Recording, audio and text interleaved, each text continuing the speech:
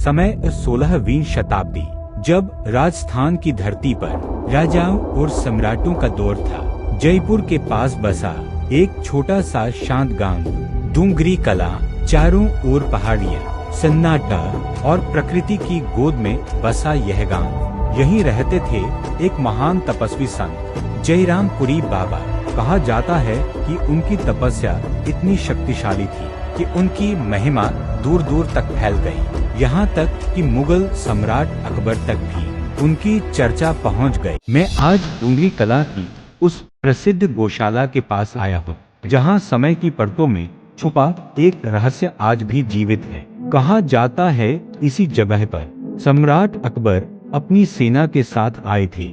उनका मकसद था गायों की संख्या गिनना और उन पर अपना नियंत्रण और कर लगाना। लेकिन इस गांव में कुछ ऐसा हुआ जिसे देखकर अकबर और उसकी सेना हैरान रह गई। कहा जाता है कि उस समय बाबा जयरामपुरी बुखार से पीड़ित थे। वे अपनी धुनी पर आराम कर रहे थे जो पहाड़ की चोटी पर थी।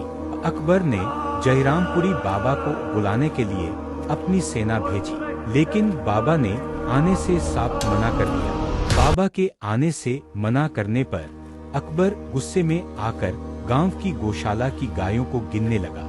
जयरामपुरी बाबा ने अपनी तपस्या और शक्ति से अपनी बुखार अकबर पर डाल दी और उसी समय गौशाला की गायों के बीच से सिंह निकलने लगे। तभी गांव के मधुमक्खियों ने अकबर की सेना को घेर कर घायल कर दिया। तभी अकबर ने जयरामपुरी बाबा से माफी मांगी और अपनी गलती सुधारते हुए 1100 बीघा जमीन और गौशाला की सभी गायों को धान में दान कर दिया।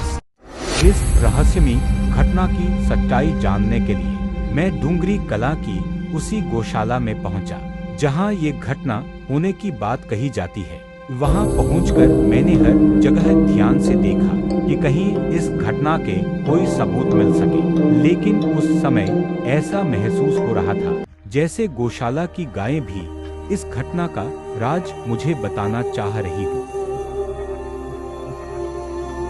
फिर मैंने वहां रहने वाले स्थानीय लोगों से इस घटना के बारे में पूछा, लेकिन असली हैरानी की बात तो अभी बाकी है। स्थानीय लोगों ने मुझे जो दूसरी चमत्कारिक घटना बताई, उसे सुनकर मैं सच में चौंक गया।